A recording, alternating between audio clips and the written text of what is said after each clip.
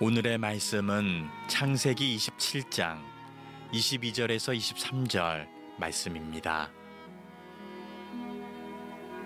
야곱이 그 아버지 이삭에게 가까이 가니 이삭이 만지며 이르되 음성은 야곱의 음성이나 손은 에서의 손이로다 하며 그의 손이 형 에서의 손과 같이 털이 있으므로 분별하지 못하고 축복하였더라.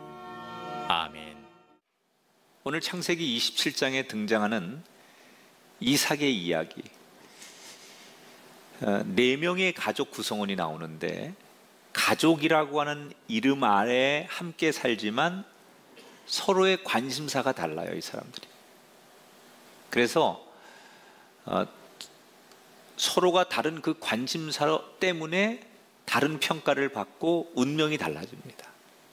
과연 4사람은 어떤 관심을 서로 두고 산 걸까? 창세기 27장을 오늘 설교하게 되는데 26장에서 27장으로 넘어가는 이 한 장의 사이에는 많은 시간이 경과를 합니다. 예컨대 이삭과 리브가 사이에 태어난 두 쌍둥이가 이제 성인이 되고 또 그 사이에 이삭의 아버지 아브라함이 죽습니다. 더 중요한 건 이삭이 흐르는 세월에 장사가 없다고 나이가 많이 먹어서 그 총명했던 이삭이 서서히 노쇠하고 연약한 모습으로 등장을 합니다. 물론 이삭은 아버지에게로부터 많은 재산을 물려받습니다. 요즘 말하면 재벌가입니다. 이미 아버지가 남겨준 많은 유산으로 그는 농사와 목축업으로 소위 재벌 같은 경제적인 풍요를 유지하며 살게 되지요. 그러나 앞에서도 말하던 대로 그렇게 총명했던 이삭이 나이가 많이 먹으면서 세월 앞에는 장사가 없구나라는 게 오늘 본문의 이야기예요. 자, 오늘 성경 1절부터 4절에 보면 이렇게 시작합니다. 제가 요약해서 읽어드릴게요. 이삭이 나이가 많아 눈이 어두워 잘 보지 못하더니 맏아들 에서를 불러 이르되 내가 이제 늙어 어느 날 죽을는지 알지 못하니 별미를 만들어 죽기 전에 내 마음껏 내게 축복하게 하라 그랬어요. 이삭이 나이가 많다 그랬잖아요. 몇 살일까요? 학자들은 이삭의 나이를 137살이라고 말합니다.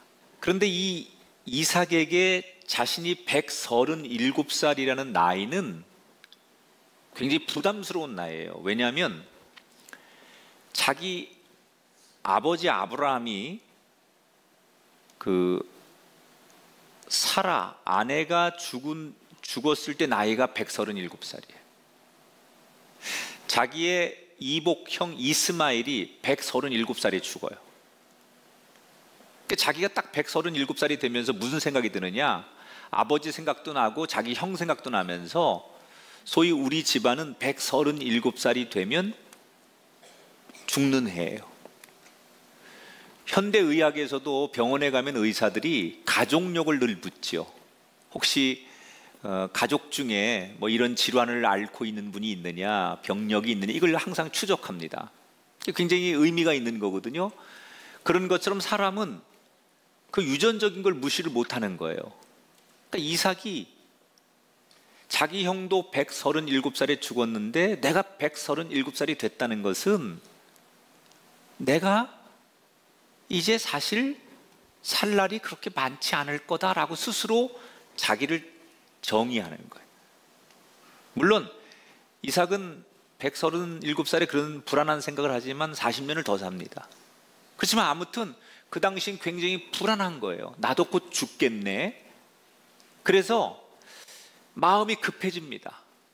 죽기 전에 내가 못한 일 빨리빨리 해야 되겠구나 이 생각을 합니다. 그래서 어느 날 맏아들 에서를 은밀하게 불러서 아버지가 맏아들에게 이렇게 명령을 합니다.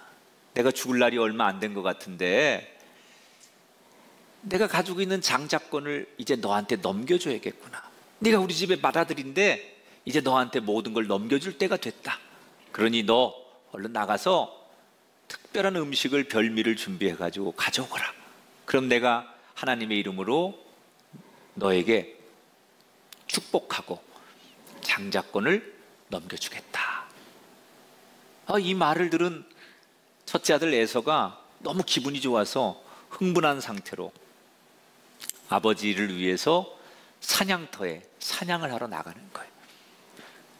지금 이삭과 첫째 아들 에서는 장자권이라는 축복권을 넘겨주면서 이걸 공개적으로 진행하지 않아요. 비공개적으로 하는 거예요. 은밀하게. 왜 은밀하게 할까? 요 이야기 이제 왜 은밀하게 지금 이 문제를 처리하는지는 뒤에 이제 설명을 할 건데, 다른 사람들 모르게, 아내도 모르게, 둘째 아들도 모르게 지금 은밀하게 이삭이 첫째 아들에게 비밀로 얘기를 하는 거예요. 그런데 세상에 비밀은 없어요. 애초부터 이 두 사람의 얘기는 은밀할 수가 없었습니다. 왜냐하면 이삭의 아내인 리브가가 두 사람의 대화를 몰래 엿들었기 때문입니다.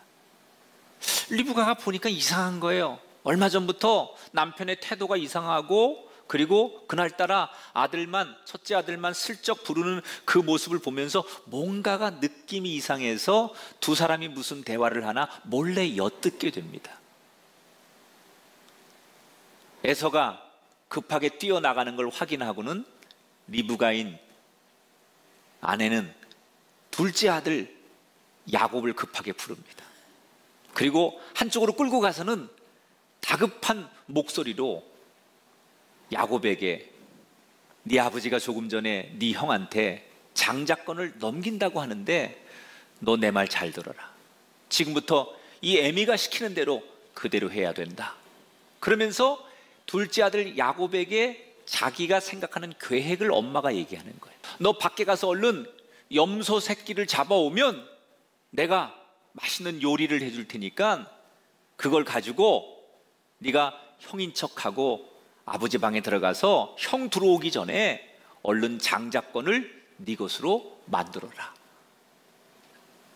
물론 형인 척 하려면 형의 옷도 입어야 되고 변장도 해야 되고 목소리도 그럴싸하게 흉내를 내야 된다고 가르쳐주고는 반드시 형이 돌아오기 전에 지금 장자권을 네가 가져야 된다. 지금 리브가는 뭐 하는 거예요? 자기 남편을 속이고 첫째 아들을 속이는 엄청난 계략을 꾸미고 그것을 둘째 아들하고 공모하는 거예요. 이때 야곱이 뭐라고 대답하느냐? 어머니, 그러다가 만약에 걸리면 들통나면 난 아버지에게 영원히 저주받을 텐데요. 내가 형이 아닌 걸 아버지가 알면 어떡하지요? 그리고 겁을 내니까 엄마가 뭐라고 얘기하느냐? 오늘 13절에 보니까 내 아들아, 너의 저주는 내게로 돌리리니 내 말만 따르고 가서 가져오라. 걱정하지 마라. 만약에 그렇게 발각이 되면 저주는 내가 받을 거고 내가 다 책임질 테니까 너는 시키는 대로만 하거라, 그런 얘기예요. 자, 이 말은 엄마가 둘째 아들을 안심시키기 위해서 하는 얘기 정도가 아닙니다. 이 말의 의미는 이건 반드시 그렇게 돼야 된다는 얘기고 그렇게 될 수밖에 없다는 확신의 말이에요. 이거는 안 하면 안 되는, 꼭 돼야 되는, 될 수밖에 없는 일이라는 확신을 담은 이야기를 아들에게 하는 거예요. 도대체 리브가는 무슨 근거로 둘째 아들인 야곱이 아버지에게 장자권을 가져올 거라고 확신하며 이 일은 그렇게 돼야 된다고 엄청난 계략을 꾸미는 걸까? 리브가가 이렇게 생각한 근거가 있습니다. 성경을 보면 창세기 25장 23절, 여호와께서 그에게 이르시되 두 민족이 내 복중에서부터 나누이리라. 큰 자가 어린 자를 섬기리라 하셨더라. 자, 지금 27장을 얘기하는데 25장으로 넘어가는 거예요. 전 이야기로. 이때가 언제냐? 리브가가 쌍둥이를 임신했을 때예요. 에서와 야곱을 임신했을 때 복중에 이 쌍둥이들이 너무 난리를 치는 거예요. 막. 얼마나 태동을 강하게 하는지, 막 그 안에서 무슨 일이 일어나는지 이 쌍둥이들이 난리가 나니까 애기들이 너무 걱정된 리브가가 하나님 앞에 매일 기도하는 거예요. 하나님, 이 뱃속에 있는 애기들이 왜 이러죠? 무슨 일인 거죠? 괜찮은 건가요? 이렇게 하나님 앞에 자녀들을 위해 기도할 때 하나님께서 리브가에게 주신 응답이 이거예요. 뭐라고요? 두 아들 다 괜찮다.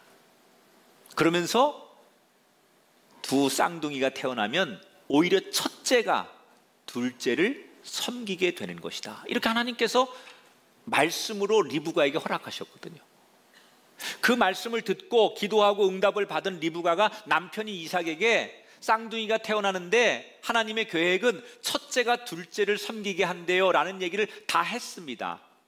그런데 이삭은 그때 하나님 말씀을 아내로부터 듣고 그 말씀을 한 귀로 듣고 한 귀로 흘려버리고 그 말씀을 별로 중요하게 생각하지 않아요. 근데 리브가는 다른 거예요. 하나님이 자기에게 했던 그 말씀을 늘 기억하는 거예요. 그리고 그걸 되새기고 있다가 그 말씀이 이루어질 날이 지금이라고 생각하면서 움직이는 거죠. 물론 이 리브가의 계략은 비열한 거예요. 여기에 동참한 야곱도 비열한 거예요. 하나님의 계획이 그럴지라도 중간에 아버지를 속이고 형을 속이는 이런 것은 아주 옳지 않은 일이라는 거죠. 야곱이 해야 될 일은 뭐예요? 하나님의 때를 기다리는 거예요. 하나님이 그렇게 한다고 했으면 내 생각대로 내가 스케줄을 만드는 게 아니라 하나님의 때를 기다리는 게 야곱이 해야 될 일인데 야곱은 그걸 기다리지 못하고 인위적으로 자기가 자기 것을 만들어내는 거죠. 엄마와 함께. 그래서 잘못된 거예요. 그래서 야곱이 이 비열함 때문에 장자권을 가져오긴 했지만 평생 도망자가 되기도 하고 이것 때문에 형과의 갈등으로 얼마나 많은 혹독한 대가를 치릅니까? 이걸 잘했던 사람 중에 하나가 다윗이에요. 분명히 하나님께서 그를 이스라엘의 왕으로 세운다는 걸 알고 있었어요. 그런데 현실은 사울에게 쫓겨다니고 억울하게 도망자가 되고 너무 고통스러운 거예요. 그렇지만 인위적으로 자기가 왕이 되지 않아요. 하나님이 자기를 세울 때까지 기다리는 거예요. 여러분, 하나님은 저와 여러분을 왕 같은 제사장으로, 하나님의 거룩한 자녀로, 하나님의 축복권을 우리에게 주셨습니다. 분명히 여러분의 가정과 여러분의 자녀를 하나님께서 책임지시고 일으키시고 시온의 대로로 인도하실 줄 믿으시기 바랍니다. 그 약속을 믿는 사람들이 해야 될 것은 내가 성급하게 그 일을 만들어가는 것이 아니라 하나님의 때를 기다릴 줄 아는 사람이 되어야 된다는 거예요. 리브가와 야곱은 비열하게 자기들이 계략을 꾸며서 가져가는 거예요. 그러나 우리가 여기서 한 가지 기억해야 될 게 있어요. 리브가의 관심사, 다시 말하면 마음속의 검색어는 하나님 말씀이었다는 거예요. 반면에 이삭은 어떻습니까? 하나님 말씀을 리브가로부터 들었습니다. 그러나 그 말씀을 오히려 기분 나쁘게 받아들이고 한 귀로 흘려버렸어요. 왜요? 인간적인 상식과 정 때문에 그러는 거예요.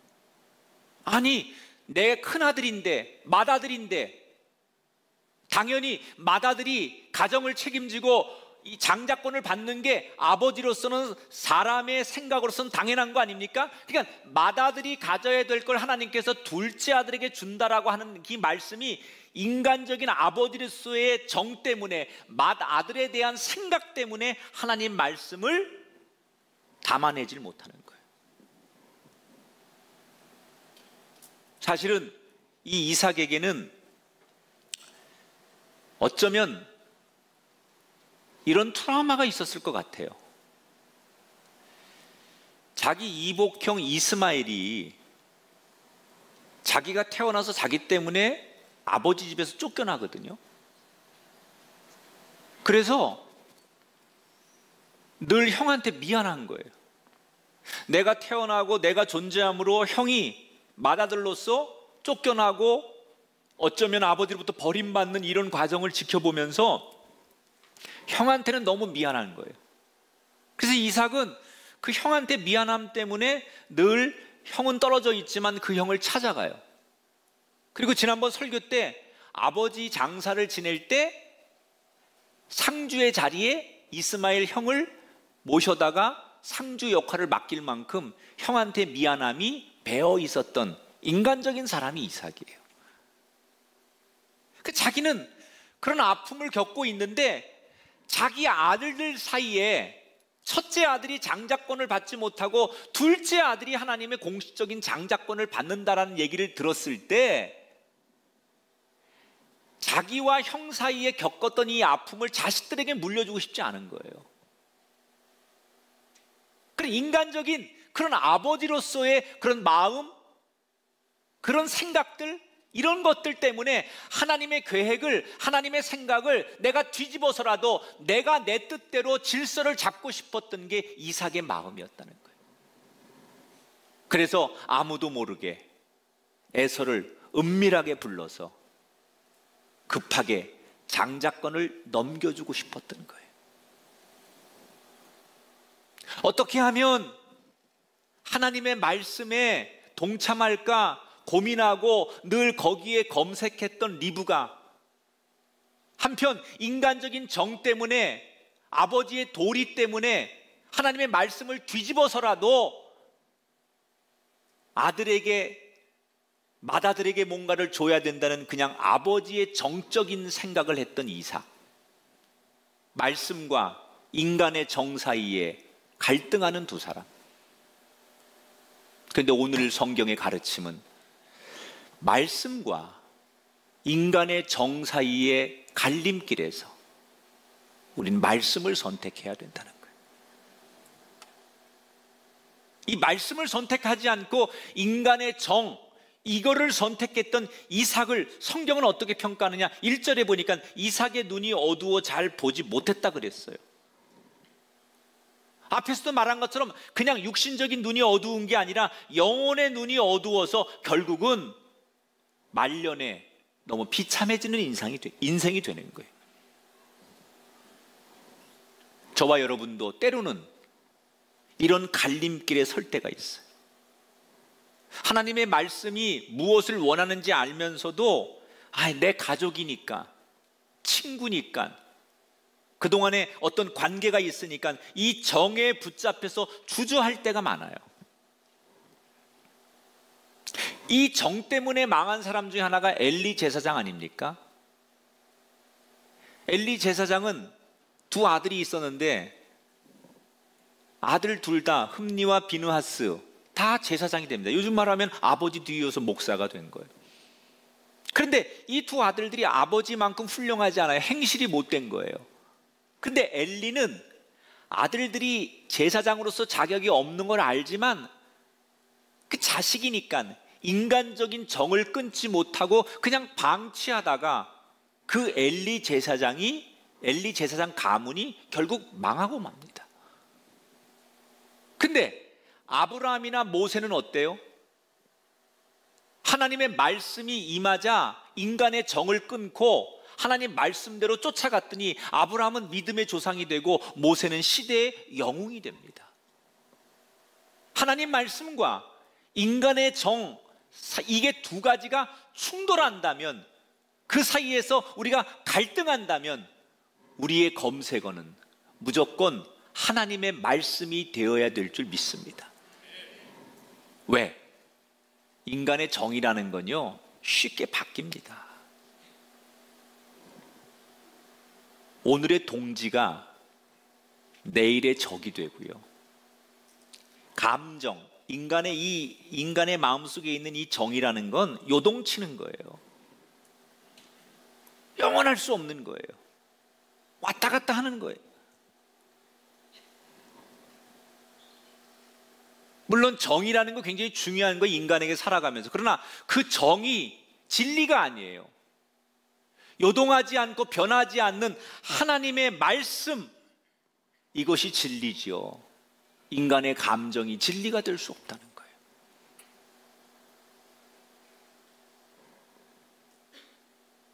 야곱에게 장자권을 주기 위한 리브가의 엄청난 계략이 시작됩니다.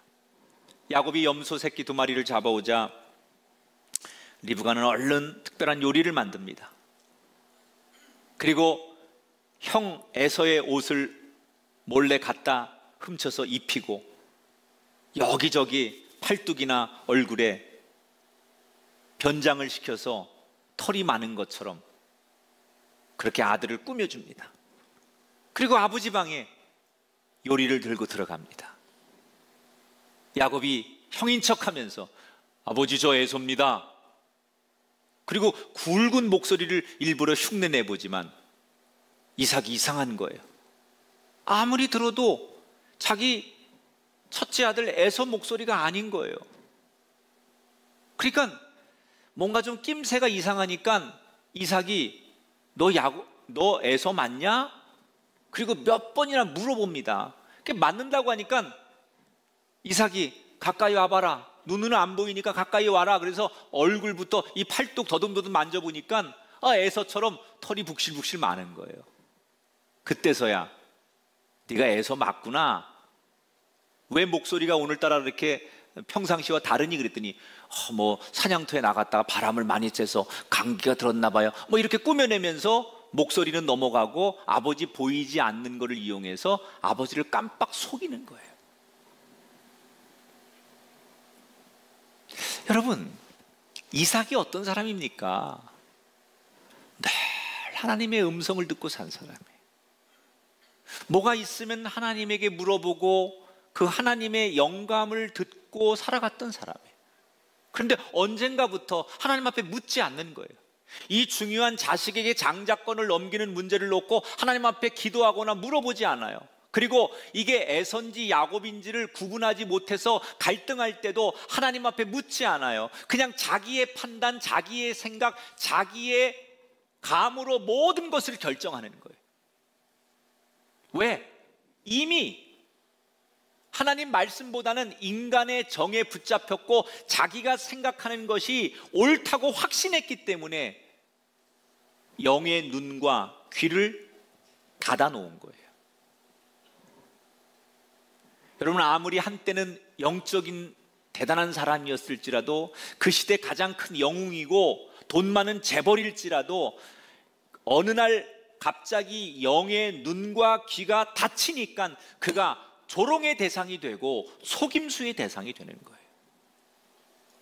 그래서 우리는 늘 어느 때나 깨어 있어야 하고 영적으로 눈과 귀가 열려 있어야 됨을 잊지 마시기 바랍니다.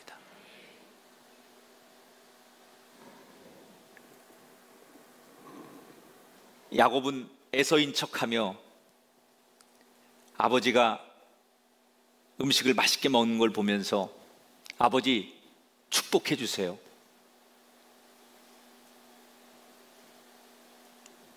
이삭이 무릎을 꿇어라. 그리고는 하나님의 이름으로 머리에 손을 얹고 축복을 하는 거예요. 성경에 나와요. 3가지를 축복하는데 경제권을 축복하고 군사적인 주도권 이걸 축복하고 3번째 아브라함의 축복의 통로처럼 이 땅에 하나님의 메시아가 오는데 아브라함의 혈통을 잇는 그 영적인 축복권 이 3가지를 축복하는 거예요. 그래서 졸지의 이삭은 자기가 주려고 했던 장자권을 의도치 않게 야곱에게 넘기게 되는 거예요. 자, 여기서 많은 분들이 이렇게 질문합니다.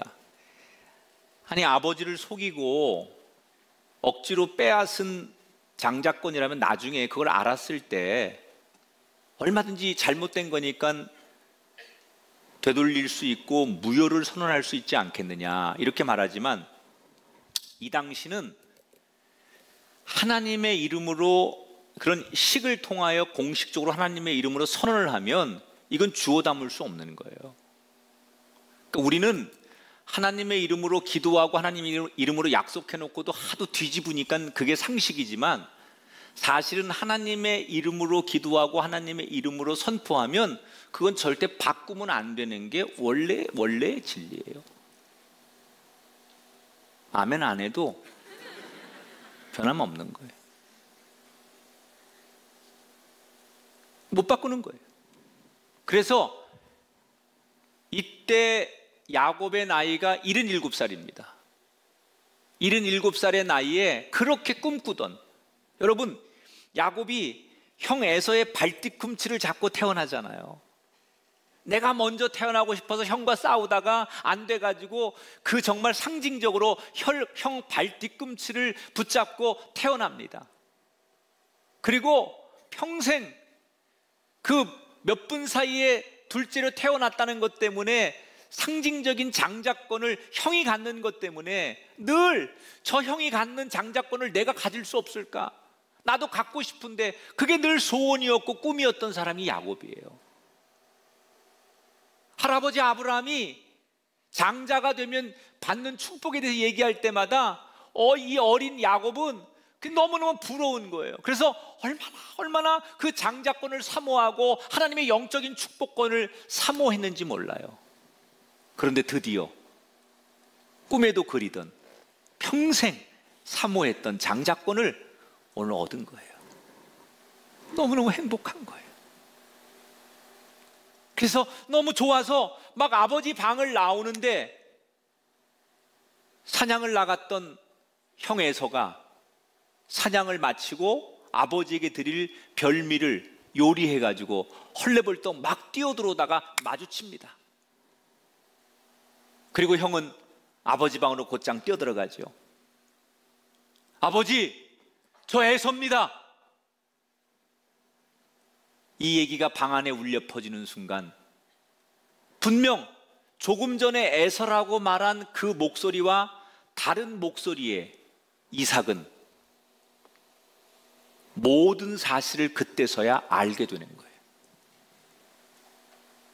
그리고 이미 자기 입에서 하나님의 이름으로 축복권을 야곱에게 다 넘겨준 걸 알게 된 아버지 이삭은 벌벌벌 떨며 큰아들에게 실토를 하죠. 아들아, 큰일 났다. 어떡하면 좋냐. 벌써 내 동생에게 모든 복을 다 줬는데 어떡하면 좋냐. 이때 에서가 눈물샘이 터지고 대성통곡을 하며, 아버지 어떻게 그럴 수 있습니까? 난 어떡하라고 그렇게 하십니까? 지금이라도 바꿔주십시오. 아니, 야곱에게 준 축복 말고 나에게 줄 축복이 남아있다면 그 축복이라도 달라고 떼를 쓰고 통곡하지만 아버지의 대답은 하나예요. 할 수 있는 게 없다. 아무것도 해줄 게 없는 거예요.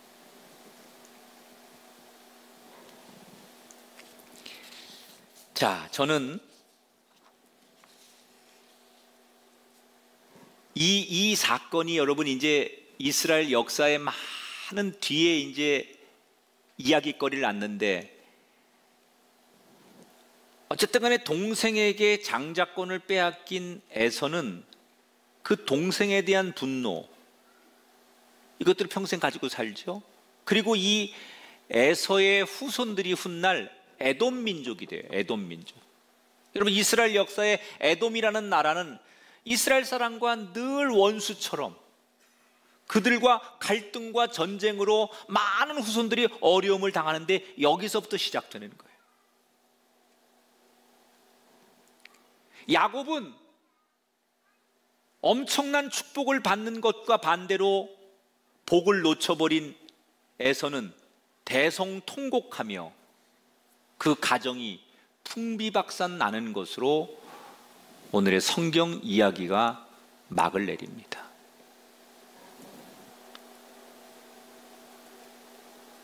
여기서 에서가 인간적으로 좀 불쌍해요. 저도 받아들이거든요. 제 동생이 하나 있어요. 만약에 생각하면 나로서는 굉장히 황당할 것 같아요. 내가 에서라면. 그러면 왜 에서는 하나님의 복을 계속 못 받는 걸까? 그리고 야곱은 그 복을 결국 받고 에서가 계속 그렇게 아버지가 도와주려고 했지만 복에서 밀려나는 것일까? 이게 우연인 것 같고 뭔가 되돌릴 수 없는 것 같지만 성경은 원인이 있어요. 이유가 있어요. 분명하게 에서가 그렇게 복에서 밀려나는 이유를 여러 가지 설명하는데 그 중에 오늘 성경에 보면 우리가 주목할 구절이 하나 있어요. 26장 34절 35절에 이런 말이 있습니다. 에서가 40세에 헷족 속 부에리의 딸 유딧과 헷족 속 엘론의 딸 바스맛을 아내로 맞이하였더니 그들이 이삭과 리브가의 마음에 근심이 되었더라. 자, 첫째 아들 에서가 40살에 결혼을 합니다. 그런데 여기 두 가지 문제가 있어요. 첫째, 우상을 섬기는 가나안 여자들하고 결혼을 해요. 둘째, 부인이 하나가 아니고 두 여자하고 결혼을 해요. 근데 이게 다 자기의 의지로 하는 거예요. 자기가 계획적으로 하는 거예요. 왜 에서는 이런 결혼을 했을까? 한마디로 말하면 정략 결혼입니다. 지금 에서는 남의 나라와 사는 거거든요. 그런데 출세하고 싶어요. 성공하고 싶어요. 그러니까 그 나라에서 성공하려면 그 나라에 살고 있는 집안들의 식구가 돼야 돼요. 그래서 가나안에 영향력 있는 집안의 여자와 결혼하고 그것도 안 되니까 또 영향력 있는 다른 집안의 여자와 결혼을 해가지고 자기가 출세하고 성공하는데 디딤돌이 될 수 있는 처가댁을 만드는 거예요. 정략적인 결혼이죠. 사랑해서 하는 게 아니라 자기의 야망을 위해서 결혼하는 거예요. 그러니까 에서는 하나부터 열까지 자신의 관심사는 검색어는 출세, 입신양명, 성공, 이게 에서의 관심사예요. 근데 반면에 야곱은 어떻습니까? 자나깨나 하나님의 복, 눈을 뜨나 눈을 감으나 하나님의 영적인 축복, 형이 생각하는 세상적인 성공, 출세 이런 거보다는 야곱은 평생 하나님의 그 축복, 하나님의 상징적인 축복, 장자권, 하나님의 대를 잇는 그런 하나님으로부터 오는 복을 나는 어떻게 받을 수 있을까? 영적인 복을 나는 어떻게 받을 수 있을까? 이게 야곱의 관심사 검색어였어요. 결국 영적인 복을 그렇게 간절히 원하고 사모했던 야곱은 그 복을 받는 반면에 출세를 원했던 에서는 반대로 세상으로부터 밀려나고 맙니다. 이 말씀을 듣고 계신 여러분, 여러분의 관심사는 어디에 있습니까? 야곱처럼 하나님의 복에 관심을 두고 계십니까? 아니면 에서처럼 세상적인 출세에 관심을 두고 계십니까? 우리가 결국 100세를 사는 시대를 살지만 우리가 아무리 이 땅에서 좋은 것을 누린다 한들 7, 80년이에요. 아무리 세상적인 게 좋아도 여러분 그걸 누릴 수 있는 게 7, 80년 세상 부귀영화를 누리는 거에 비해서 하나님과 함께 영원히 누리는 천국의 복, 영적인 복은 영원한 줄 믿습니다.